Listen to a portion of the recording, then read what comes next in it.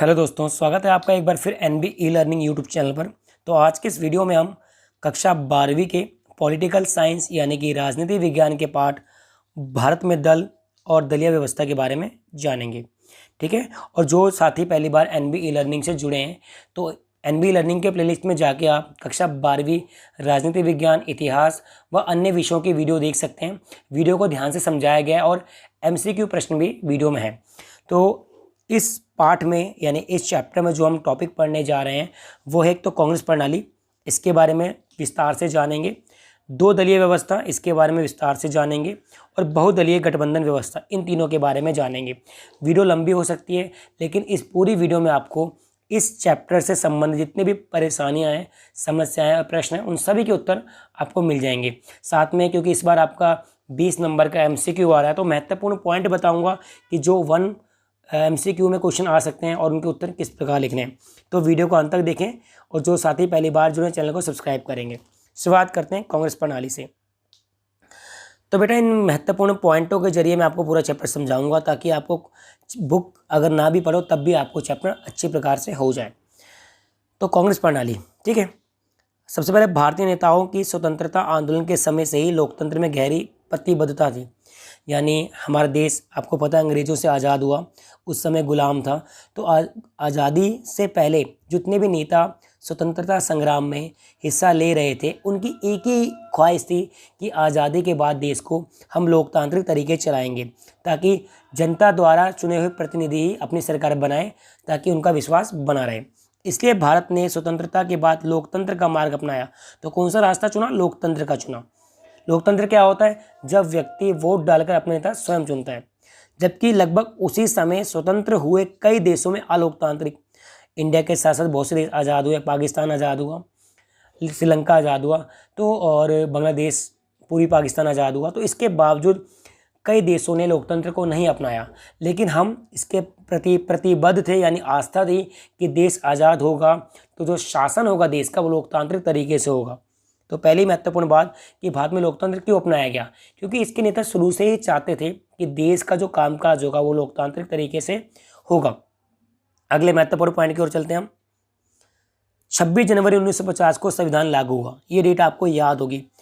होने के समय देश में अंतरिम सरकार का अर्थ होता है जो आज़ादी से पहले यानी 1947 में आज़ादी के बाद हमारे पंडित जवाहरलाल नेहरू ने देश का स्वयं को प्रधानमंत्री नियुक्त किया, वो कामकाज चला रहे थे। तो 26 जनवरी 1950 को अंतरिम सरकार थी जब संविधान लागू किया गया, यानी उस समय प्रधानमंत्री ही जवाहरलाल नेहरू थे। अब संविधान के अनुसार नई सरकार चलाने के लिए चुनाव करने थे। हमारे संविधान के अनुच्छेद 324 में चुनाव आयोग से संबंधित प्रावधान है। ठीक है, चुनाव से संबंधित प्रावधान जो भारतीय संविधान के अनुच्छेद 324 में है। तो ये प्रश्न आपके एमसीक्यू में आ सकता है कि भारतीय संविधान की कौन से अनुच्छेद या कौन सी धारा में चुनाव से संबंधित विचार है। तो अनुच्छेद 324। संविधान बन गया। अब संविधान बन गया तो देश का कामकाज संवैधानिक तरीके से चलाना होगा और संविधान में चुनाव की व्यवस्था की गई थी। तो जनवरी 1950 में चुनाव आयोग का गठन किया गया। महत्वपूर्ण पॉइंट है, एक नंबर में आ सकता है कि चुनाव आयोग का गठन भारत में कब किया गया। तो जनवरी 1950 यानी कि 26 जनवरी 1950 को संविधान लागू हो गया। उसके जस्ट बाद इलेक्शन करवाना एक महत्वपूर्ण काम आ गया। और ये भी आपको याद रखना कि पहले चुनाव आयुक्त यानी इलेक्शन कमिश्नर पहले देश के बने थे सुकुमार सेन। ये कई बार परीक्षा में प्रश्न आ चुका है, तो इस बार भी आपको याद करना है कि सुकुमार सेन पहले चुनाव आयुक्त बने। चुनाव आयोग की स्थापना जनवरी 1950, पहले चुनाव आयुक्त सुकुमार सेन। और चुनाव का प्रावधान कौन से अनुच्छेद में? 324 अनुच्छेद में संविधान की। ठीक है बेटा, तो ये महत्वपूर्ण पॉइंट है इस टॉपिक से, इस पॉइंट से। अब चुनाव आयोग, चलो चुनाव आयोग का गठन कर दिया, कमिश्नर भी बन गए सुकुमार सेन, लेकिन चुनाव करवाने से संबंधित बहुत सारी परेशानियां आई। अब तो चुनाव करवाना आसान है भाई, वोटर लिस्ट तैयार करो, सब कुछ ऑनलाइन हो जाता है। लेकिन और जो वोटिंग करने जाते हैं मशीन में बटन दबा के हम वोट डाल सकते हैं। लेकिन जो पहला चुनाव हुआ यानी जनवरी 1950 में जब चुनाव करवाने की मांग रखी गई तो ये सब सुविधाएं हमारे पास नहीं थी। क्या किया गया? अब ये 4-5 जो महत्वपूर्ण पॉइंट हैं वो आपको याद करने हैं। तो चुनाव आयोग के सामने क्या क्या चुनौतियां थी, क्या क्या समस्याएं आई। स्वतंत्र एवं निष्पक्ष चुनाव करवाना, पहली जो महत्वपूर्ण समस्या आई कि ऐसा चुनाव करवाना कि स्वतंत्र हो, यानी कि लोग अपनी इच्छा अनुसार अपने मनपसंद नेता को वोट डाल सकें, किसी पे दबाव ना हो कि भाई इसको ही वोट डालना है। तो स्वतंत्र और निष्पक्ष, यानी बिना किसी पक्षपात के कि हाँ भाई ये नेता बहुत फेमस है इसको वोट डालो। तो चुनाव आयोग के सामने पहली महत्वपूर्ण चुनौती थी स्वतंत्र और निष्पक्ष ढंग से चुनाव करवाना। आप इसको बड़े में लिख सकते हैं कि चुनाव आयोग की पहली चुनौती थी स्वतंत्र एवं निष्पक्ष चुनाव करवाना। ठीक है, अगला जो महत्वपूर्ण पॉइंट है चुनाव क्षेत्रों का सीमांकन। ये क्यों जरूरी है? फॉर एग्जाम्पल हम चुनाव की दृष्टि से देश को बहुत सारे हिस्सों में बांट देते हैं, जिसे चुनाव क्षेत्र भी कह सकते हैं। ठीक है, क्यों बांटते हैं? मान लो आप दिल्ली में हो, ठीक है, दिल्ली और यूपी का कोई बॉर्डर ना हो, तो यूपी के उत्तर प्रदेश में अगर आपका वोटर आईडी कार्ड बना हो दिल्ली में तो सेम बन जाएगा, 2 बार वोटर आईडी कार्ड बन जाएगा। तो इसलिए इस समस्या को सुलझाने के लिए चुनाव क्षेत्रों का सीमांकन किया गया कि भाई हाँ यहाँ पे ये देश को बहुत सारे हिस्सों में बांटा गया ताकि अलग अलग लोग वहाँ पे चुनाव के लिए खड़े हो सकें। तो 2 महत्वपूर्ण पॉइंट पढ़ लिए हमने, स्वतंत्र एवं निष्पक्ष चुनाव करवाना, चुनाव क्षेत्रों का सीमांकन। तीसरा, मतदाता सूची बनाने में मार्ग में बाधाएं। आजकल वोटर लिस्ट बनाना बहुत आसान है, ऑनलाइन आवेदन कर सकते हो, आप सेंटर में जाके बनवा सकते हो। उस समय घर घर जाके चुनाव आयोग वाले ही वोटर लिस्ट बनवाते थे और कई लोग तो अपना नाम भी नहीं बताते थे। जैसे लड़की का नाम होगा कि इसकी बेटी है वो, राजू की बेटी, ठीक है, कमल की बीवी, तो इस तरीके से बोलते थे, मतलब नाम पूरा नहीं बताते थे। तो चुनाव के समय मतदाता सूची बनाने में बहुत सारी बाधाएं आई। उस समय 17 करोड़ मतदाता थे, ये आपको पता होना चाहिए, जिसमें 85% पढ़े लिखे नहीं थे, अशिक्षित थे। ये भी आपको याद रखना पड़ेगा। केवल 15% शिक्षित थे। ठीक है, यानी 15% हो गया कि मान लो 17 करोड़ में से आपके केवल 5 करोड़ ही पढ़े लिखे थे, बाकी 12 करोड़ कैसे पढ़े? उनके लिए वोटर लिस्ट बनाना बहुत मुश्किल काम था। तो जो सूचनाएं दे रहा हूँ कि 17 करोड़ मतदाता थे पहले स्टार्टिंग में और 85% अनपढ़ थे, यानी अशिक्षित थे, केवल 15% ही पढ़े लिखे थे। 3 महत्वपूर्ण परेशानी की बात चौथी है अधिकारियों चुनाव कर्मियों को प्रशिक्षित करना, यानी बहुत अधिक मात्रा में अधिकारियों चुनाव कर्मियों को ट्रेनिंग देना। इलेक्शन ऐसे नहीं होता, उससे 1 महीने पहले ट्रेनिंग शुरू हो जाती है। और कम साक्षरता के चलने, यानी कि बहुत कम लोग पढ़े लिखे थे, 85% लोग अनपढ़ थे यानी अशिक्षित थे। इसके चलते मतदान की विशेष पद्धति के बारे में सोचना। तो पहली बार जो वोटिंग हुई थी, बक्से थे स्टील के, उन बक्सों में जो भी नेता खड़ा था उसकी फ़ोटो लगी थी, उसका चुनाव चिन्ह था, उसका नाम था। यानी अगर मान लो एक जगह से 5 लोग चुनाव लड़ रहे हैं तो 5 बक्से रखे जाएंगे, 5 बक्से रखे जाएंगे और कोई व्यक्ति इनकी फ़ोटो, इनके नाम वाम देख के अपने इच्छा अनुसार वोट डालता था। तो इस तरीके से होता था पहला चुनाव। तो सोचा था कि 1950 में चुनाव हो जाएगा, लेकिन ये चुनाव होने में काफ़ी टाइम लग गया। अक्टूबर 1951 से फरवरी 1952 तक पहला इलेक्शन हुआ। तो ये इंपॉर्टेंट पॉइंट है, फर्स्ट इलेक्शन इन इंडिया अक्टूबर 1951 से फरवरी 1952 तक हुए। पहले 3 आम चुनावों में, अब 3 आम चुनाव कैसे? हर आम चुनाव 5 साल बाद होता है। तो पहला इलेक्शन 1952 में हुआ, तो 5 साल यानी 1957 तक एक पार्टी ने शासन किया। फिर दूसरा 1957 में हुआ तो 1962 तक, फिर 1962 में हुआ तो 1967 तक। इस तरीके से 3 आम चुनावों में कांग्रेस पार्टी ही जीतती रही। तो ये क्वेश्चन आ सकता है कि प्रथम 3 आम चुनावों में कौन सी पार्टी विजयी रही? तो कांग्रेस पार्टी का प्रभुत्व रहा। ठीक है, तो इसको कई लोग एक दल का प्रभुत्व कहते हैं, कई लोग बोलते हैं भारत में एक दल का प्रभुत्व था। लेकिन एक चीज़ आपको बताना चाहता हूँ, एक दल का प्रभुत्व का मतलब ये नहीं कि एक ही पार्टी को चुनाव लड़ने का अधिकार था, जैसे कि अन्य देशों में था। हमारे देश में क्या है कि बहुत सारी पार्टियां थी लेकिन हर बार एक ही पार्टी जीतती थी। तो हमारे देश में जो एक दलीय व्यवस्था है वो अन्य देशों से अलग है। एक दलीय व्यवस्था हमारे देश में किस प्रकार है? वो लोकतंत्र के आधार पर है। किसके आधार पर है? लोकतंत्र के आधार पर है। भारत में एक दलीय व्यवस्था किसके आधार पर? लोकतंत्र के आधार पर। जैसे चाइना में तो एक ही पार्टी को चुनाव में लड़ने का अधिकार है, तो वहाँ पे एक पार्टी का संवैधानिक अधिकार है। जबकि भारत में लोकतंत्र है, बहुत सारी पार्टियां इलेक्शन में खड़ी हुई, लेकिन हर बार जीती कौन? कांग्रेस पार्टी। तो भारत में जो एक दल के प्रभुत्व का दौर अन्य देशों से अलग रहा, उसका कारण यही है कि यहाँ पे लोकतांत्रिक तरीके से एक दल जीतता आया। ठीक है, आगे बढ़ते हैं। एक उदाहरण दे रखा है, मैक्सिमम PRI एक पार्टी थी जिसकी स्थापना 1929 में हुई थी, जिसने मैक्सिको में 60 वर्षों तक शासन किया, परंतु रूप तानाशाही था। क्यों? यहाँ पे एक ही पार्टी थी, एक ही पार्टी को इलेक्शन में लड़ने का अधिकार था। और इसका रूप तानाशाही क्यों, जब एक ही पार्टी को ही चुनाव में लड़ने का अधिकार हो तो वो अपनी मन मर्जी से कोई भी कानून बना सकती है। तो लिख सकते हैं कि मैक्सिको में कौन सी पार्टी थी, पीआरआई। इसकी स्थापना कब हुई थी, 1929 में हुई थी। कितने वर्षों तक शासन किया, 60 साल तक शासन किया। डाटा क्लियर है कि क्यों पहले एक भारत में एक दलीय व्यवस्था, यानी कांग्रेस प्रणाली को एक दलीय व्यवस्था भी कहेंगे हम, आप ये समझ सकते हो। तो एक दलीय व्यवस्था कांग्रेस के कारण रही। कांग्रेस की पार्टी हमेशा जीतती रही, पहले 3 आम चुनावों में जीती, उसके बाद भी जीती। 1989 में गठबंधन व्यवस्था आई, यानी 1989 से पहले कांग्रेस पार्टी ही जीतती रही। बीच में एक बार जनता पार्टी जीती थी, लेकिन वो 1 साल के लिए। आगे बढ़ते हैं। अब हम बात करते हैं कि बाकी देशों में एक पार्टी का प्रभुत्व लोकतंत्र की कीमत पर खड़ा हुआ। कीमत मतलब वहाँ पर लोकतंत्र नहीं था। जैसे चीन हो गया, क्यूबा हो गया, सीरिया, यहाँ पे संविधान में एक ही पार्टी को इलेक्शन में लड़ने का अधिकार है। अगर परीक्षा में प्रश्न आता है कि भारत में एक दलीय व्यवस्था और अन्य देशों में एक दलीय व्यवस्था में क्या अंतर है, तो भारत में क्या अंतर था कि भारत में सभी पार्टी को चुनाव में लड़ने का अधिकार था, चुनाव में लड़े भी, लेकिन जीत एक ही पार्टी की हुई। बाकी अन्य देशों में, चीन, क्यूबा, सीरिया में संविधान में एक ही पार्टी का वो है, अनुमति है कि एक ही पार्टी को इलेक्शन लड़ने का अधिकार है। तो वहाँ पे जो दलीय व्यवस्था वो अलग है, भारत में दलीय व्यवस्था लोकतंत्र के आधार पर हुआ है। एक और, म्यांमार, बेलारूस, इरिट्रिया जैसे देशों में एक ही पार्टी का प्रभुत्व कानूनी सैन्य उपायों में कायम है। तो म्यांमार, बेलारूस, इरिट्रिया में भी एक ही पार्टी को ही सारे अधिकार हैं। हमारे देश में हर पार्टी को बराबर अधिकार है, जो जीतेगा वो अपनी सरकार बनाएगा। जैसे आजकल बीजेपी की सरकार है, दिल्ली में आम आदमी की, तो सबको चुनाव में लड़ने का अधिकार था इंडिया में। भारत में जो एक पार्टी का प्रभुत्व हुआ बेटा, वो लोकतंत्र और स्वतंत्र निष्पक्ष चुनावों के होते रहा। यहाँ पे लोकतंत्र स्टार्टिंग से था 1950 से, और हमेशा चुनाव निष्पक्ष ढंग से हुए।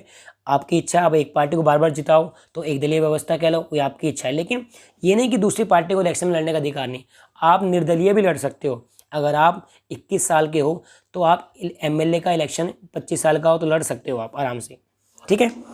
अब एक प्रश्न आता है परीक्षा में, कई बार आया कि कांग्रेस पहले 3 चुनावों में क्यों शक्तिशाली रहा, प्रभुत्व मतलब क्यों शक्तिशाली रहा। प्रथम 3 चुनावों में कांग्रेस का वर्चस्व क्यों रहा या प्रभुत्वशाली क्यों रहा, इसके महत्वपूर्ण पॉइंट है बेटा। ये आपके 7 पॉइंट हैं, इनको याद करना है। कैसे, इसका स्क्रीनशॉट ले सकते हो आप, इसको लिख सकते हो वीडियो को पॉज करके। स्वतंत्रता संग्राम में महत्वपूर्ण भूमिका, कांग्रेस के जितने भी नेता हैं, चाहे वो पंडित जवाहरलाल नेहरू, सरदार वल्लभ भाई पटेल, महात्मा गांधी भी एक बार अध्यक्ष बने थे, जितने भी नेता थे सभी ने स्वतंत्रता संग्राम में महत्वपूर्ण भूमिका अदा करी। तो आपको याद रखना है कि कांग्रेस के नेता स्वतंत्रता संग्राम में महत्वपूर्ण भूमिका निभा चुके थे, याद रहेगा। सुसंगठित पार्टी, इसकी स्थापना 1885 में हुई थी और A.O. ह्यूम नामक अंग्रेज ने करी थी। तो आज़ादी से पहले की पार्टी थी और सुसंगठित थी, यानी कि इस पार्टी में सभी धर्मों, जाति, संप्रदाय के लोग थे। तो सबसे बड़ी सुसंगठित पार्टी कांग्रेस थी, इसलिए जीती। सबसे पुराने का ये लिख देंगे हम कि इसकी स्थापना 1885 में हुई थी। सबसे पुरानी पार्टी होने का इसको फ़ायदा मिला। पार्टी का राष्ट्रव्यापी नेटवर्क, यानी कि ये नहीं कि केवल अमीरों की पार्टी, इस पार्टी में हर जाति, धर्म, यहाँ तक गली मोहल्ले तक कांग्रेस पार्टी का प्रचार था, ठीक है। उस समय व्हाट्सएप, ट्विटर था नहीं, इंस्टा भी नहीं था, तब भी इस पार्टी के नेता गली मोहल्ले तक जाते थे, सब इनको जानते थे। और प्रसिद्ध नेता पंडित जवाहरलाल नेहरू फेमस नेता है, सरदार वल्लभ भाई पटेल, राजेंद्र प्रसाद, ठीक है, ये सब क्या है, फेमस नेता है। तो ये सबसे फेमस जो व्यक्ति थे इस पार्टी में ही थे, जिस कारण पहले 3 आम चुनावों में कांग्रेस जीतती रही। सबको समेट कर चलने वाली पार्टी है, यानी कि कोई भी व्यक्ति इस पार्टी में शामिल हो सकता था। और भारत की चुनाव प्रणाली में एक नियम है, जो जीतेगा, यानी मान लो 50 वोट टोटल हैं, अगर एक को 26 मिल गए, एक को 24, तो 26 वाला जीता हुआ माना जाएगा। तो भारत की चुनाव प्रणाली में सर्वाधिक वोट की नीति है। क्या है बेटा, यहाँ लिख रहा हूँ ऊपर, सर्वाधिक वोट की जीत, जिसको सर्वाधिक वोट मिले वो जीत जाता है। तो इस कारण से कांग्रेस पार्टी सबसे बड़ी पार्टी रही 3 आम चुनावों में। ये पॉइंट आपको याद करने हैं कि इसके नेताओं की स्वतंत्रता संग्राम में महत्वपूर्ण भूमिका रही, सबसे बड़ी सुसंगठित पार्टी थी, सबसे पुराना राजनीतिक दल रहा है, और पार्टी का जो नेटवर्क था पूरे देश भर में था, गांव-गांव, गली-गली, मोहल्ले में। तो इस कारण कांग्रेस पार्टी 3 आम चुनावों में बहुत भारी बहुमत से जीती। आगे बढ़ते हैं। तो एक क्वेश्चन आता है कि कांग्रेस को एक सामाजिक और विचारात्मक गठबंधन क्यों कहते हैं। ठीक है, इस पॉइंट से मैं आपको पूरा समझा दूंगा। सामाजिक मतलब हर समाज के लोग, और विचार मतलब हर विचारधारा। अब विचारधारा क्या होती है भाई, आपकी अलग सोच है, आपके दोस्त की अलग सोच होगी, आपके टीचर की अलग सोच होगी, आपके मम्मी पापा की अलग सोच होगी। तो इन सभी सोच के रहते तो एक परिवार में, आपकी मम्मी अलग सोच रही है, पापा अलग सोचते हैं, भाई अलग, बहन अलग, लेकिन रहते तो घर में ना। तो सेम कांग्रेस पार्टी में थी कि अलग अलग विचारधाराओं वाले लोग भी इस पार्टी के सदस्य थे, और अलग अलग सामाजिक, यानी कोई गरीब कोई अमीर, सभी लोग इस पार्टी के मेंबर थे। तो इस प्रश्न का उत्तर ऐसा बनेगा कि कांग्रेस में किसान, उद्योगपति, शहर के बाशिंदे, गांव के निवासी, मजदूर और मालिक, मध्य निम्न उच्चतर सभी जाति, सभी वर्गों के लोगों को जगह मिली थी। तो कांग्रेस की प्रकृति एक सामाजिक गठबंधन, ये सामाजिक में आ जाएगा कि कांग्रेस में हर समाज के हर वर्ग के लोग थे। कांग्रेस पार्टी में समाज के हर वर्ग के लोग थे, चाहे वो किसान हो, चाहे वो उद्योगपति हो, शहर के बाशिंदे हो, गांव के निवासी हो, मजदूर हो और मालिक, मध्य निम्न उच्च सभी हो। तो ये सब लोग एक सामाजिक गठबंधन, गठबंधन मतलब मिलजुल के रहना। और विचारात्मक मतलब कांग्रेस के अंदर गर्मपंथी लोग होते हैं जो एकदम से परिवर्तन चाहते हैं कि भाई वो मेरी बात नहीं मान रहा, गोली मार दो। नरमपंथी शांति से पत्र लिखकर। दक्षिणपंथी जो कहते हैं कि अमेरिका की तरह बनो। वामपंथी जो गरीबों की हिमायत करते हैं। मध्यम मार्गी जो पढ़े लिखे लोग होते हैं कि चलो थोड़ा उनका मान लो, थोड़ा हमारा मान लो। तो ये विचारधाराएं हैं। गर्मपंथी की विचारधारा है जो अब तुम्हारे घर में कोई ज़्यादा गुस्से वाला होता है, कोई कम गुस्से वाला होता है, कोई प्यार से बात मान जाता है, कोई थप्पड़ खा के मानता है। तो वही चीज़ है कि कांग्रेस के अंदर सभी विचारों के लोग थे, चाहे वो गर्मपंथी हो, चाहे नरमपंथी हो, चाहे दक्षिणपंथी हो, चाहे वामपंथी हो। तो इसी प्रकार कांग्रेस की प्रकृति कैसी थी बेटा, सामाजिक और विचारात्मक गठबंधन। ठीक है, ये प्रश्न आएगा, लिख लोगे इजीली, वेरी गुड। अब आगे कांग्रेस के गठबंधी स्वभाव। अब गठबंधन कैसे था, दो तरह गठबंधन, सामाजिक गठबंधन यानी हर समाज के लोग थे, और वैचारिक गठबंधन जो हर विचारधारा के, ठीक है, लोग थे। ये दो प्रकार का गठबंधन मिक्स था। तो कांग्रेस के गठबंधी स्वभाव ने विपक्षी दलों के सामने समस्या खड़ी की और कांग्रेस को असाधारण शक्ति दी। अब आपको एक चीज़ और बताना चाहूँगा, जितने भी लोग थे यानी जितने भी पार्टियां थी, उन सब के लोग कभी न कभी कांग्रेस के ही मेंबर थे। अब विपक्षी कोई भी मुद्दा उठाते थे कि यहाँ पे गरीब, हम गरीब हैं, तो गरीब लोगों को कांग्रेस ने शामिल कर लिया। तो कांग्रेस ने जो गठबंधी स्वभाव था उसको मजबूती प्रदान करी। चुनावी प्रतिस्पर्धा के पहले दशक यानी 10 साल का टाइम कांग्रेस ने शासक दल की भूमिका निभाई और विपक्ष की, यानी कांग्रेस के अंदर ही जो कांग्रेस विचारधारा के विरोधी थे वो कांग्रेस के अंदर ही थे। कांग्रेस एक पार्टी थी, इसके लोग इसके पक्ष में भी थे, विपक्ष में भी थे, यानी विपक्ष भी कांग्रेस थी और पक्ष भी कांग्रेस थी। इसी कारण भारतीय राजनीति के इस कालखंड को यानी 1952 से लेके 1967 तक को कांग्रेस प्रणाली कहा जाता है। ठीक है, 3 आम चुनाव कब हुए, 1952 से 55 और 57, 57 से 62, 62 से 67। तो 1952 से 1967 के टाइम पीरियड को कांग्रेस प्रणाली क्यों कहते हैं, क्योंकि इसी पार्टी का प्रभुत्व था। किसके आधार पर था, बार बार बोल रहा हूँ आपको, लोकतंत्र के आधार पर था, यानी लोकतंत्र और निष्पक्ष व स्वतंत्र चुनाव के, ठीक है, निष्पक्ष व स्वतंत्र चुनाव के आधार पे यहाँ पे एक प्रणाली का प्रभुत्व था। आगे बढ़ते हैं। अब एक घटना घटी बेटा, 1964 में नेहरू जी की मृत्यु हो गई। ठीक है, सबके सामने एक समस्या आई कि भाई कौन प्रधानमंत्री बनेगा। ये एक अलग पॉइंट है कि नेहरू जी की मृत्यु के बाद किसको प्रधानमंत्री बनाया गया, एक नंबर का क्वेश्चन आएगा एमसीक्यू में। तो 1964 के मई में जवाहरलाल नेहरू जी की मृत्यु हो गई। उसके बाद लाल बहादुर शास्त्री को प्रधानमंत्री बनाया गया और 1964 से 1966 तक लाल बहादुर शास्त्री देश के दूसरे प्रधानमंत्री के रूप में कार्यरत थे। 10 जनवरी 1966 को उनका देहांत हो गया था बेटा। ठीक है, याद रखना कब हुआ था इनका देहांत, 10 जनवरी 1966 को। एक चीज़ और बता दूं, जिस दिन महात्मा गांधी का बर्थ होता है उस दिन ही इनका बर्थ होता है, 2 अक्टूबर को इनका जन्मदिन आता है, लाल बहादुर शास्त्री जी का।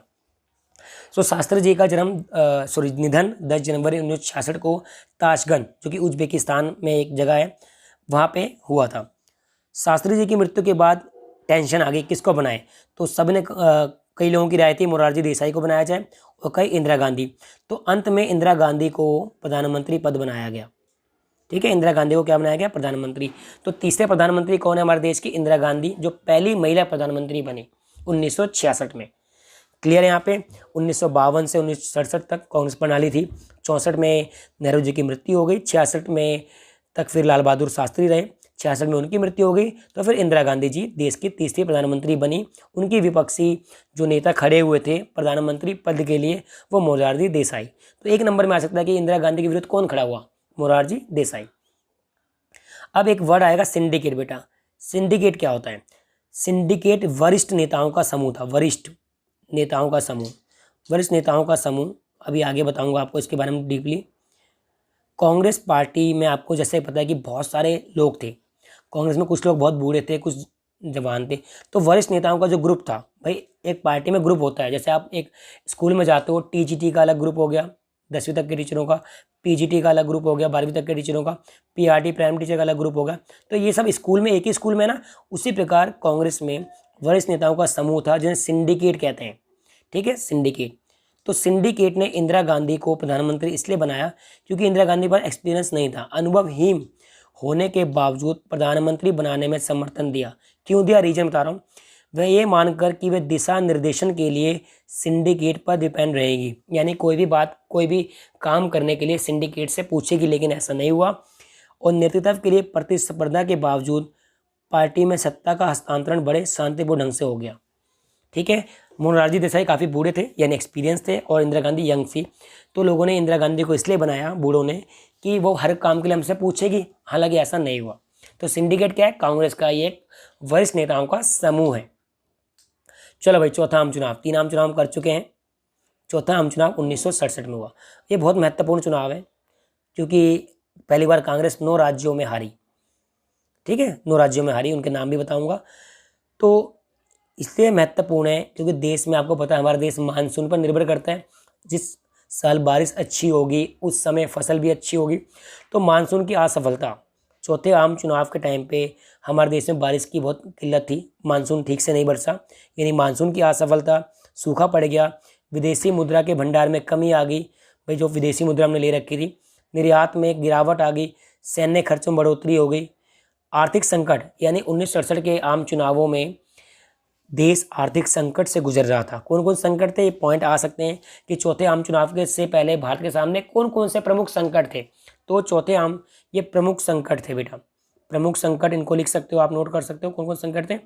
मानसून की असफलता, व्यापक सूखा, विदेशी मुद्रा भंडार में कमी, निर्यात में गिरावट, सैन्य खर्चे में बढ़ोतरी। आपको बताऊं 1962 में इंडिया चाइना का युद्ध हुआ, 1965 में इंडिया पाकिस्तान का, वो हम सब पढ़ेंगे, धीरे धीरे हम सब पढ़ेंगे। और पिछली वीडियो में आपको मैंने बताया है इसके बारे में, उस पिछली वीडियो जरूर देखें, जो कि डिस्क्रिप्शन में लिंक मिल जाएगा आपको ग्रुप प्लेलिस्ट का। तो विपक्षी दलों ने जनता को लामबंद, जनता को ये कहना शुरू कर दिया कि भाई देखो, इंदिरा गांधी से देश नहीं चलेगा, और इस अनुभवहीन प्रधानमंत्री का चुनावों का सामना करना पड़ा। यानी कब बनी थी? 66 में बनी इंदिरा गांधी, और 1 साल बाद ही, पूरा भी 1 साल नहीं हुआ था, उसको चुनाव में लड़ना पड़ा इंदिरा गांधी को। तो चुनावों के नतीजे जो आए बड़े भूकंप वाले आए, यानी राजनीतिक भूकंप किसे कहते हैं? 1967 के चुनावों को राजनीतिक भूकंप की संज्ञा दी गई। कांग्रेस 9 राज्यों में, उत्तर प्रदेश, मध्य प्रदेश, पंजाब, हरियाणा, बिहार, पश्चिम बंगाल, उड़ीसा, मद्रास, केरल में हार गई। जो विधानसभा के चुनाव होते हैं ना, एक तो लोकसभा के चुनाव होते हैं जो कि प्रधानमंत्री चूज करते हैं, एक विधानसभा के चुनाव होते हैं जो मुख्यमंत्री नियुक्त करते हैं। अगर इसके बारे में आपको डाउट है कि लोकसभा, राज्यसभा क्या होता है, विधानसभा क्या होता है, तो मेरी जो दूसरी वीडियो प्लेलिस्ट में मिल जाएगी, उसको देख लें आप। तो देश में उस समय काफ़ी राज्य थे, यानी 27 राज्य तो नहीं थे, यानी 18-19 राज्य थे। तो 9 राज्यों में कांग्रेस को हार का सामना करना पड़ा। ये राज्य भारत के किसी एक भाग में नहीं थे। देखो, उत्तर प्रदेश उत्तर में है, मध्य प्रदेश बीच में, पंजाब इस साइड, यानी देश के चारों दिशाओं में अलग अलग जगह पे कांग्रेस पार्टी को हार का सामना करना पड़ा। फिर भी सरकार कांग्रेस की बनी, सेंट्रल लेवल पे केंद्रीय सरकार कांग्रेस की बनी, लेकिन फिर भी 19 या 20 में से 9 राज्यों में इसको हार का सामना करना पड़ा, और इससे परंतु कांग्रेस जीत गई और कांग्रेस का विभाजन हो गया। कांग्रेस पार्टी के अंदर ही दरार आ गई। अब कांग्रेस के 2 हिस्से हो गए बेटा, कांग्रेस ओ और कांग्रेस आर। इसको ऑर्गेनाइजेशन आर फॉर रिविजनिस्ट। ठीक है, तो सिंडिकेट व इंदिरा गांधी के मध्य बढ़ते मतभेद व राष्ट्रपति चुनाव, 1969 में राष्ट्रपति चुनाव हुआ। इंदिरा गांधी ने जो उम्मीदवार खड़ा किया वो वीवी गिरी थे, और कांग्रेस के जो उम्मीदवार थे एन संजीव रेड्डी थे। तो सबको लग रहा था कि एन संजीव रेड्डी जीत जाएंगे, क्योंकि इंदिरा गांधी अनएक्सपीरियंस है, अभी यंग बनी थी, परंतु उल्टा हुआ, वीवी गिरी जीत गए। तो 1969 में जो वरिष्ठ नेता थे, सिंडिकेट लोग थे, उन्होंने कांग्रेस को दो भागों में बांट दिया। एक कांग्रेस ओ, यानी जो सिंडिकेट वाला ग्रुप है बेटा, कांग्रेस ओ कहलाया, और इंदिरा गांधी वाला ग्रुप कांग्रेस आर कहलाया। तो ये भी पूछ सकते हैं कि कांग्रेस ओ और कांग्रेस आर में कौन कौन लोग शामिल हैं। तो कांग्रेस ओ में सभी बूढ़े, मोरारजी देसाई वगैरह हो गए, एन संजीव रेड्डी वगैरह हो गए, और कांग्रेस आर में इंदिरा गांधी और वीवी गिरी जैसे लोग। तो 1969 में कांग्रेस का विभाजन हो गया, पहली बार इस पार्टी का विभाजन हुआ। 1885 में पार्टी बनी थी, पहली बार कांग्रेस का विभाजन हुआ 1969 में हुआ। क्यों हुआ? वो राष्ट्रपति को लेकर हुआ, और इंदिरा गांधी किसी की सुनती नहीं थी, इसलिए हुआ। निष्कर्ष, फिर 1971 में फिर चुनाव हुए, ठीक है, जीत गई थी इंदिरा गांधी। 1971 में फिर चुनाव हुए। इंदिरा गांधी ने अपने को, यानी अपने आप को पावरफुल दिखाने के लिए एक स्कीम लेकर आए थे, गरीबी हटाओ नारा। इंदिरा गांधी का बड़ा फेमस नारा है, आज भी कई बार परीक्षा में आता है। तो गरीबी हटाओ नारा इंदिरा गांधी ने 1931 के आम चुनावों में दिया, ठीक है, याद करना कब दिया, ठीक है, 5वें चुनाव में इंदिरा गांधी ने गरीबी हटाओ का नारा दिया, ठीक है। क्यों? क्योंकि देश गरीबी की मार झेल रहा था। रीजन अब बता रहा हूँ आपको क्यों 1964 से 1971 के चुनाव में गरीबी हटाओ का नारा दिया, क्यों देश गरीब था हमारा, वो रीजन है इसका। वो सारे रीजन आपको इस पॉइंट में मिल जाएंगे। क्योंकि 1964 से 66 तक प्रधानमंत्री लाल बहादुर शास्त्री रहे। इस टाइम, इन 2 साल के टाइम में 2 बड़ी समस्याएं देश में आ गई। 1965 में भारत पाकिस्तान का युद्ध आ गया, और खाद्यान्न संकट यानी मानसून असफल हो गया, जो कि हम पहले पढ़ चुके हैं। तो 2 महत्वपूर्ण संकट थे, भारत पाकिस्तान का युद्ध और खाद्यान्न संकट। तो इन चुनौतियों से निपटने के लिए शास्त्री जी ने जय जवान जय किसान का नारा दिया। जय जवान का क्यों दिया? क्योंकि अपने सेनाओं को मोटिवेशन, प्रेरणा देने के लिए। और जय किसान का नारा क्यों दिया? ताकि खाद्यान्न की जो कमी थी उसको किसान जोश से पूरा कर सके। तो याद रखना इस चीज़ को कि जय जवान जय किसान का नारा जो लाल बहादुर शास्त्री ने दिया, वो 1965 के दशक में दिया, 65 के दशक में, 65 के साल में दिया, जब भारत पाकिस्तान का युद्ध भी छिड़ गया था एक और दूसरी ओर खाद्यान्न का संकट भी आ गया था, ठीक है। तो लाल बहादुर शास्त्री के समय 2 परेशानी थी। ये युद्ध कब एंड हुआ? 1966 में एंड हुआ। तो 1965 में जो युद्ध छिड़ गया था, 1966 में सोवियत संघ के ताशकंद, जो कि उज्बेकिस्तान की राजधानी है, ताशकंद एक जगह है जो उज्बेकिस्तान की राजधानी है, भारत व पाकिस्तान के मध्य ताशकंद समझौता हुआ 1966 में हुआ। किसने करवाया? ये संयुक्त राष्ट्र संघ ने करवाया। ताशकंद समझौते पर भारत की तरफ से लाल बहादुर शास्त्री व पाकिस्तान की तरफ से मोहम्मद अयूब खां। ये आएगा कि ताशकंद समझौता किस वर्ष हुआ? 1966 में हुआ। किसने साइन किए? भारत के प्रधानमंत्री लाल बहादुर शास्त्री जी ने, और पाकिस्तान के जो जनरल थे, क्योंकि वहाँ पे सैनिक शासन था, मोहम्मद अयूब खान ने साइन किए, ठीक है। उसके बाद 1960 के दशक को खतरनाक, 60 से 70 का टाइम जो रहा है देश का, खतरनाक क्यों रहा है? युद्ध भी हुए, ठीक है। 1962 में चीन से भी युद्ध हुआ, 65 में पाकिस्तान से युद्ध हुआ, खाद्यान्न संकट हो गए। इन बहुत सारे घटनाओं के कारण खतरनाक दशक भी कहते हैं। तो अगर परीक्षा में प्रश्न आ जाए कि 1960 के दशक को खतरनाक दशक क्यों कहते हैं, हम लिखेंगे क्योंकि 1960 में नेहरू जी की मृत्यु हो गई, 1960 के दशक में शास्त्री जी की मृत्यु हो गई, 1962 में चाइना ने इंडिया पे आक्रमण कर दिया, 1965 में पाकिस्तान ने भारत में आक्रमण कर दिया, भारत को खाद्यान्न संकट झेलना पड़ा। तो ये 5-6 पॉइंट है जो आपको लिख सकते हैं परीक्षा में। रीजन भी दे रखा है बेटा क्यों 1960 के दशक को खतरनाक दशक कहते हैं। इस दौरान भारत ने 2 युद्ध, चीन और इंडिया का 1962 में हुआ था, 1965 में भारत पाकिस्तान के मध्य सामना किया। देश में मानसून की असफलता और सूखे की स्थिति पैदा हो गई, और चौथे आम चुनाव के दौरान देश की आर्थिक स्थिति बहुत ही डावाडोल, यानी कि कुछ नहीं कह सकते। महंगाई बढ़ गई थी, बेरोजगारी बढ़ गई थी, खाद्यान्न की कमी हो गई थी, जगह जगह आंदोलन हो रहे थे। इस कारण से 1971 का चुनाव जो था भारतीय इतिहास में बहुत महत्वपूर्ण है। तभी तो 1975 में इमरजेंसी लगाई गई थी, चुनाव से 1 साल पहले। तो ये कारण है कि 1971 के चुनाव को हम, या 1971 के चुनाव को क्यों महत्वपूर्ण मानते हैं, क्योंकि इससे पहले देश में बहुत ही खतरनाक समय आया।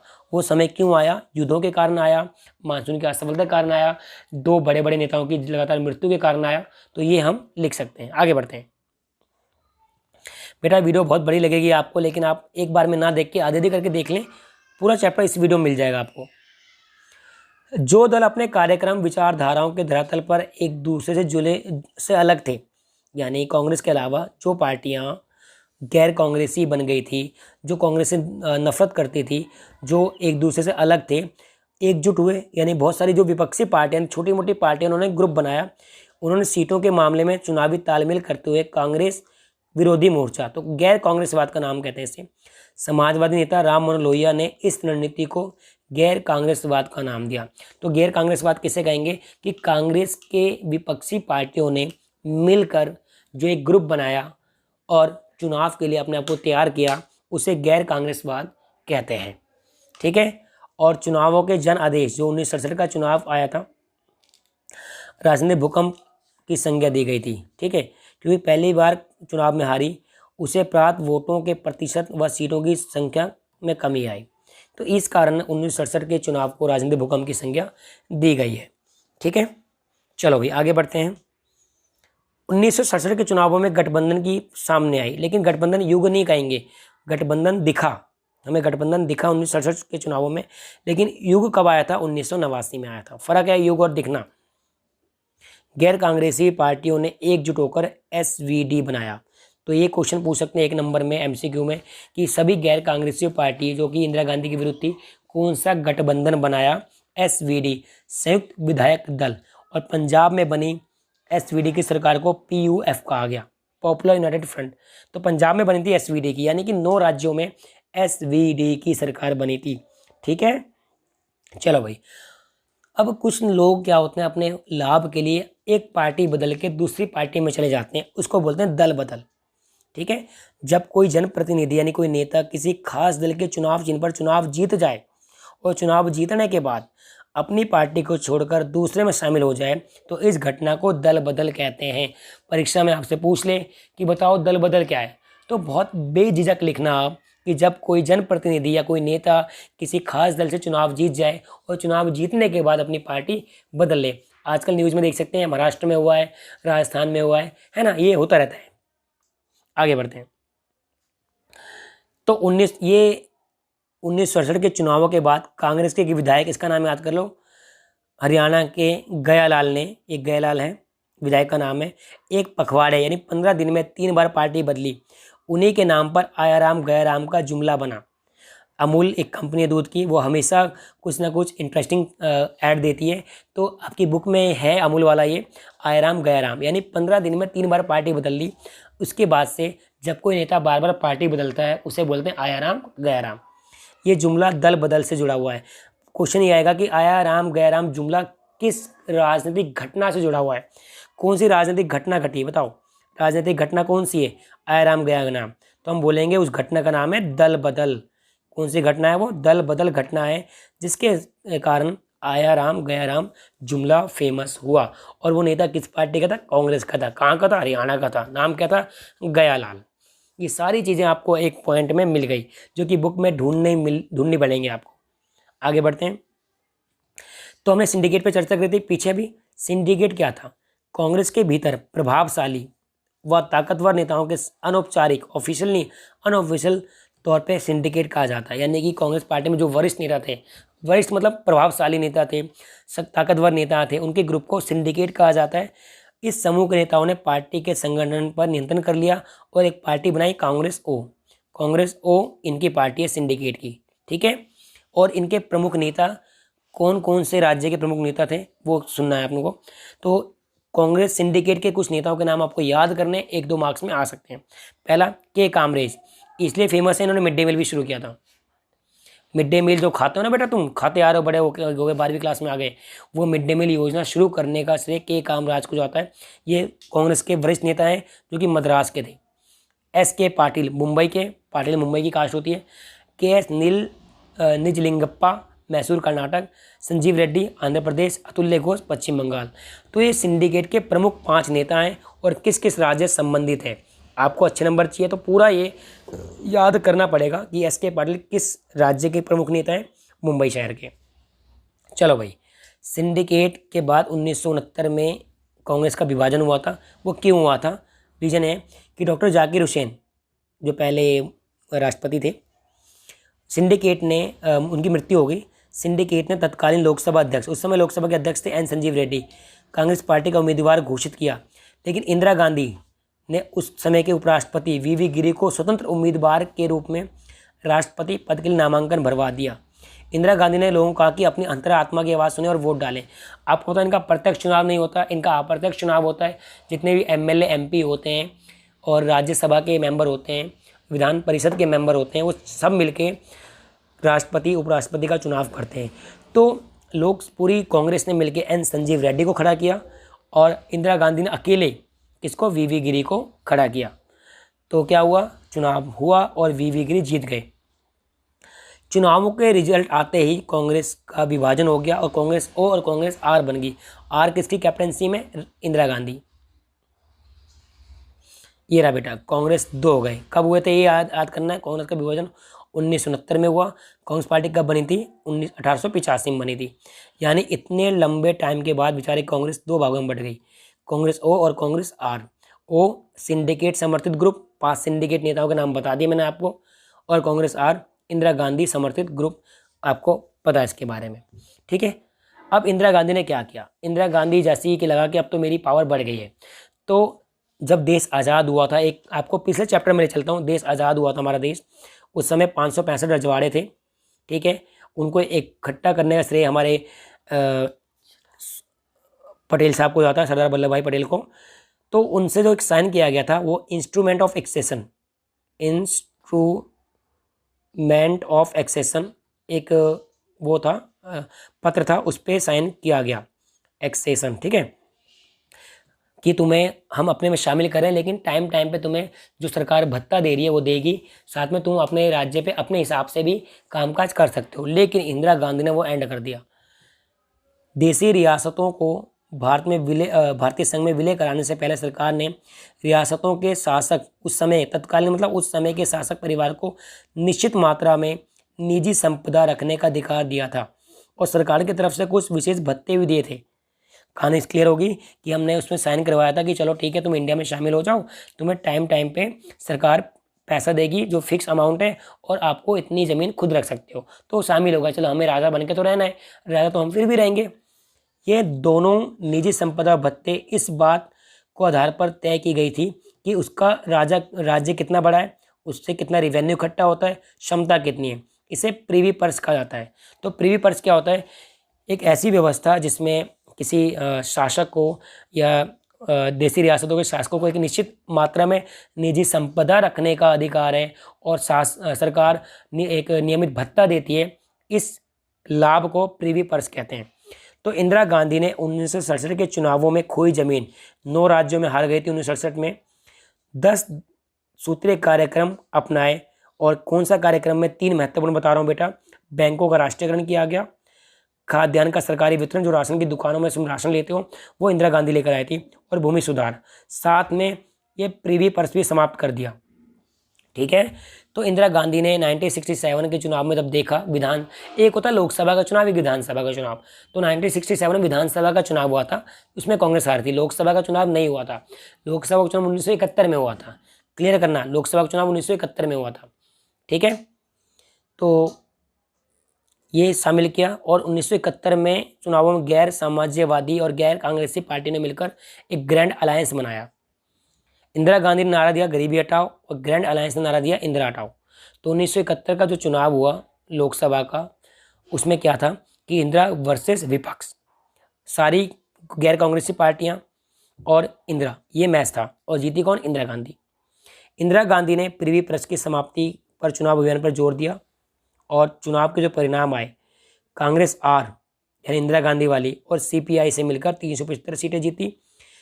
गठबंधन, ये जो गठबंधन है सॉरी, खुद अकेले कांग्रेस को मिली थी 352 सीटें, और जो उसका गठबंधन था CPI communist party of India, उसको मिली थी 23 सीटें। तो कुल मिलाकर 375 सीटें मिल गई कांग्रेस के गठबंधन को। कांग्रेस ओ को कितनी मिली, सिर्फ 16, जो कि बड़े बड़े नेता महारथी थे, और ग्रैंड अलायंस को 40 से भी कम सीट मिली। तो 1971 में इंदिरा गांधी जो चुनाव जीती, किसके आधार पर जीती, परीक्षा में प्रश्न आएगा तो एक तो गरीबी हटाओ नारे के रूप में जीती, और 10 सूत्री कार्यक्रम दिया था उसके लिए जीती, और क्या किया था, प्रीवी पर्स की समाप्ति, बैंकों का राष्ट्रीयकरण। तो हम लिख सकते हैं सारे जो हम पढ़ चुके अभी तक, ये 3 महत्वपूर्ण पॉइंट, और प्री पर्स की समाप्ति, ठीक है। तो इन तरीके से, और गरीबी हटाओ का नारा, 1 2 3 4 5 नंबर का आ गया तो 5 पॉइंट लिख सकते हो। इसके कारण 1971 के चुनाव में कांग्रेस को जीत का सामना करना पड़ा इंदिरा गांधी के द्वारा। अब कांग्रेस प्रणाली की पुनर्स्थापना। अब कांग्रेस पूर्णतः अपने आप को सर्वोच्च नेता की लोकप्रियता पर आधारित थी। आपको पता है हमारे यहाँ क्या है, नेता की पूजा होती है, यानी एक नेता की पूजा। जैसे हम वोट हमेशा मोदी के नाम पे देंगे या राहुल गांधी के नाम पे देंगे या केजरीवाल के नाम पे देंगे। हम वोट किसी पार्टी के नाम पे नहीं देते, हम व्यक्ति के नाम पे देते हैं। तो यही है कि कांग्रेस को अब लग गया कि अब कांग्रेस को कोई हटा नहीं सकता, वोट इंदिरा गांधी के नाम पे मिलते ही रहेंगे। कांग्रेस अब विभिन्न मतों और हितों को एक साथ लेकर चलने वाली पार्टी नहीं थी। जो 1950 में कांग्रेस पार्टी थी, 52 में कांग्रेस पार्टी थी, 1971 तक आते आते थोड़ा बदल गई। क्यों? अब जो भी कांग्रेस के अंदर अलग विचारधारा वाला व्यक्ति था, कांग्रेस को हटा के अलग कर दिया। और आपको एक बात जान के बड़ी हैरानी होगी कि जितनी पार्टियां बनी उसके कई नेता पहले कांग्रेस पार्टी के ही नेता थे। अब देखो, कुछ सामाजिक वर्गों जैसे गरीबों, महिला, दलित, आदिवासी, अल्पसंख्यकों पर निर्भर थी कांग्रेस पार्टी में, ये लोग ज़्यादा थे। इंदिरा गांधी ने कांग्रेस को पुनर्स्थापित तो कर दिया, परंतु कांग्रेस प्रणाली की प्रकृति को बदल दिया। पार्टी का संगठित ढांचा कमजोर था। गरीबी हटाओ का नारा, इससे जुड़ा कार्यक्रम राजनीतिक रणनीति थी। इसके सहारे वे अपने लिए देशव्यापी राजनीतिक समर्थन, यानी कि गरीबी हटाओ का नारा, क्यों? देश में 80-70% लोग गरीब थे। जब इंदिरा गांधी ने कहा कि मैं तुम्हारी गरीबी हटा के दूंगी, मुझे वोट दो, तो लोगों ने बढ़ चढ़ के वोट दिया। और अब कांग्रेस पार्टी अमीरों की पार्टी रहकर गरीबों, दलित, आदिवासी की पार्टी बन गई थी। इसने इंदिरा गांधी ने वंचित तबकों, भूमिहीन किसानों, तो इंदिरा गांधी ने किसको अपनी पार्टी में शामिल दिया? भूमिहीन किसान, दलित, आदिवासी, अल्पसंख्यक, महिला, बेरोजगार, नौजवानों के बीच अपना समर्थन आधार तैयार किया और 1971 में जीती। तो पहले जो स्टार्टिंग पार्टी थी, सभी विचारधारा के लोग थे, इसमें उद्योगपति भी थे, बड़े बड़े रईस भी थे। अब ये पार्टी गरीबों की पार्टी बन गई। तो कांग्रेस पार्टी को हमेशा गरीबों की पार्टी कहते हैं, तभी गरीबों लोगों ने हमेशा जो वोट दिए वो कांग्रेस पार्टी को दिए। हालांकि अब गरीबों की पार्टी मोदी को कहते हैं, पहले कांग्रेस को कहा जाता था। तो आपकी कांग्रेस प्रणाली एंड होती है। कांग्रेस प्रणाली के साथ ही एक दलीय व्यवस्था आपका क्लियर। तो एक दलीय व्यवस्था क्या था कि प्रथम चुनावों में कांग्रेस प्रणाली का प्रभुत्व क्यों था? क्योंकि इसके जो नेता थे वो स्वतंत्र संग्राम में भागीदार थे, बहुत पुरानी पार्टी थी, ठीक है। इतनी कहानी पढ़ चुके हैं। अब पढ़े दो दलीय व्यवस्था। 1977 71 के बाद चुनाव 76 में होने थे। 71 के बाद चुनाव कब होने थे? 76 में होने थे। लेकिन 76 में चुनाव नहीं हुआ क्योंकि 1975 में इमरजेंसी लगा दी, वो 1.5 साल तक काम करती रही। तभी 1977 में चुनाव हुए और कांग्रेस पार्टी पहली बार हार गई, ठीक है। तो पहली बार कांग्रेस पार्टी की हार बड़े लेवल पे कब हुई? 1977 के आम चुनावों में हुई। तो दो दलीय व्यवस्था, एक टॉपिक था कांग्रेस प्रणाली। कांग्रेस प्रणाली को ही हम एक दलीय व्यवस्था कहते हैं। जो बच्चे अभी कंफ्यूज हैं, क्लियर हो जाएं। कांग्रेस की ऐसी पार्टी थी, 1952 से लेके 1977 तक कांग्रेस पार्टी जीती रही देश में। प्रधानमंत्री हमेशा कांग्रेस का ही आया है। उसके बाद पहली बार गैर कांग्रेसी प्रधानमंत्री आया था कुछ समय के लिए, लेकिन अंत में 1989 तक, यूँ कहेंगे 1989 तक, 1952 से कांग्रेस पार्टी ही जीतती रही। एक बार अगर 1977 को छोड़ दें एक साल के लिए, तो कांग्रेस प्रणाली ही एक दलीय व्यवस्था ही था। 1989 के बाद गठबंधन व्यवस्था शुरू हो गई। चलो, दो दलीय व्यवस्था टॉपिक को ध्यान से समझते हैं। जनवरी 1977 में 1977 में विपक्षी पार्टियों ने मिलकर एक जनता पार्टी बनाई, जिसको आज हम बीजेपी भी कहते हैं। क्लियर है? चलो, जनता पार्टी बनाई। कांग्रेसी नेता बाबू जगजीवन राम, कांग्रेस फॉर डेमोक्रेसी दल का गठन किया, जो बाद में जनता पार्टी। तो जितने फेमस नेताओं ने, सबने अपनी अपनी पार्टी बनाई और सबने पार्टी बना के सब विपक्षी बन गए, ठीक है। जनता पार्टी ने आपातकालीन की ज्यादतियों को मुद्दा बनाकर चुनावों को उस पर जनमत संग्रह का रूप दिया। ये जो आपका जो इमरजेंसी है 1975 में लगी थी, उसके बारे में जो मैं पढ़ाऊंगा वो नेक्स्ट चैप्टर में। अगले चैप्टर में जब आप वीडियो बनाऊंगा तो आपको इमरजेंसी क्यों लगाई गई थी, क्या कारण था और उसमें क्या क्या घटनाएं घटी, वो बताऊंगा। फिलहाल इस चैप्टर में, क्योंकि हम दलीय व्यवस्था पढ़ रहे हैं, तो हम दल के बारे में ही पढ़ेंगे, आपको कन्फ्यूज़ नहीं करना चाहूँगा मैं। तो जनता पार्टी ने आपातकालीन की ज्यादतियों को मुद्दा बनाकर चुनावों पर जनमत संग्रह किया और 1977 के चुनाव में कांग्रेस को लोकसभा में 154 सीटें मिली और जनता पार्टी और उसके गैंग को 330 सीटें मिली। तो पहली बार कौन हारा? कांग्रेस पार्टी हारी। कब हारी? 1977 में हारी। आपातकाल का प्रभाव उत्तर भारत में अधिक होने के कारण उत्तर भारत में कांग्रेस को एक भी सीट नहीं मिली। ठीक है, यानी कि उत्तर भारत में जो 7-8 राज्य हैं वहाँ पे एक भी सीट नहीं मिली कांग्रेस को। ये बुरा हाल हो गया। जनता पार्टी की सरकार में मोरारजी देसाई प्रधानमंत्री, चौधरी चरण सिंह और जगजीवन राम 2 उप प्रधानमंत्री बने। भाई पहली बार बने पीएम, तो मुझे तो पद का लेना है। तो पहली बार गैर कांग्रेसी प्रधानमंत्री मोरारजी देसाई। कभी ये कांग्रेस के वरिष्ठ नेता थे, लेकिन जनता पार्टी की तरफ से बने मोरारजी देसाई। तो पहला प्रधानमंत्री याद होगा जवाहरलाल नेहरू, दूसरा लाल बहादुर शास्त्री, तीसरा इंदिरा गांधी और चौथा प्रधानमंत्री जो हमारे देश के बने वो मोरारजी देसाई जी बने। जनता पार्टी के पास किसी दिशा, यानी कोई बन तो गए, जीत गए, लेकिन इनके पास कोई विजन नहीं था। विजन होता है दिशा, कि हम क्या करने वाले हैं जीत के। नेतृत्व और एक साझे कार्यक्रम का अभाव था, तो ये सरकार जल्दी गिर गई। बहुत जल्दी सरकार गिर गई। जो ये बनी थी कि 5 साल भी पूरा नहीं कर पाए, सरकार गिर गई। और 1980 में फिर लोकसभा चुनाव हुए और कांग्रेस ने 353 भारी सीटों से जीत हासिल करी। ठीक है, याद रहेगा 1977 में किसकी सरकार बनी थी? जनता पार्टी और गैंग की। और कौन प्रधानमंत्री बने? मोरारजी देसाई बने। और क्यों गिर गई, ये क्वेश्चन आता है, क्यों गिर गई? एक दिशा, नेतृत्व और साझे कार्यक्रम का अभाव था। भाई आप बिना योजना के कोई काम करोगे तो बेटा ऐसे ही होगा ना। अगर आपका पेपर है, आप सोच रहे हो मैं प्लानिंग ना करूं और पढ़ता रहूं तो फायदा नहीं। प्लानिंग करके पढ़ोगे तो ही तो अच्छे नंबर आएंगे। आगे बढ़ते। अब बहुदलीय, तो 2 दलीय व्यवस्था क्या थी? कांग्रेस और जनता पार्टी, ये 2 दलीय व्यवस्था थी। कब तक कब रही? 1967 से 1980 तक। 1980 में कौन जीत गया? इंदिरा गांधी जीत गई। ठीक है, आगे बढ़ते। कांग्रेस की हार के साथ ही भारतीय दलीय व्यवस्था का उसका प्रभुत्व समाप्त हो गया। अब केंद्र में गठबंधन सरकारों के निर्माण में क्षेत्रीय दलों की महत्व बढ़ गया। इसका एक पूरा चैप्टर बनाऊंगा, फिलहाल इतने महत्वपूर्ण पॉइंट समझा रहा हूं आपको कि कांग्रेस की हार कब हुई थी। एक तो 1977 में हुई थी, ठीक है, और एक 1989 में हुई थी। तो कांग्रेस की हार के साथ भाई अब ऐसा टाइम आ गया कि पहले 1-2 पार्टी फेमस थी, अब बहुत सारी पार्टी फेमस हो गई। फॉर एग्जांपल आज दिल्ली में आम आदमी पार्टी है, बिहार में आरजेडी है, ठीक है, उत्तर प्रदेश में समाजवादी पार्टी है, बहुजन समाज पार्टी है, हाथी वाली, मायावती वाली, तो बहुत सारी पार्टी है। और टीएमसी है वहाँ पश्चिम बंगाल में, तो बहुत सारी पार्टियाँ हैं, ये क्षेत्रीय पार्टियाँ हैं। तो कांग्रेस की हार के साथ भारत में दलीय व्यवस्था समाप्त हो गई और अब केंद्र में गठबंधन सरकार बनने लगी। 1989 चुनाव के बाद गठबंधन युग आरंभ हुआ। तो ये याद रखना है, गठबंधन युग की झलक 1977 में मिली थी हमें, लेकिन युग कब हुआ? 1989 में। चुनावों के बाद जनता दल और कुछ क्षेत्रीय दलों ने मिलकर बने राष्ट्रीय मोर्चे ने भाजपा और वाम मोर्चे के समर्थन से गठबंधन सरकार बनाई। यानी कि 1989 के चुनाव में कांग्रेस हार गई। किस किस की पार्टी बनी? जनता दल, कुछ क्षेत्रीय दल, राष्ट्रीय मोर्चा ने भाजपा और वाम मोर्चे के समर्थन। तो राष्ट्रीय मोर्चे की सरकार बनी, जिसमें बीजेपी भी एक हिस्सा थी। पहली बार राष्ट्रीय मोर्चा की सरकार बनी 1989 में, जिसमें बीजेपी भी एक पार्ट थी। क्लियर है? चलो 1998 2004 तक फिर बीजेपी पार्टी सरकार बनी, गठबंधन सरकार थी। इसके फुल फॉर्म है एनडीए, जेडीयू, भारतीय बजग।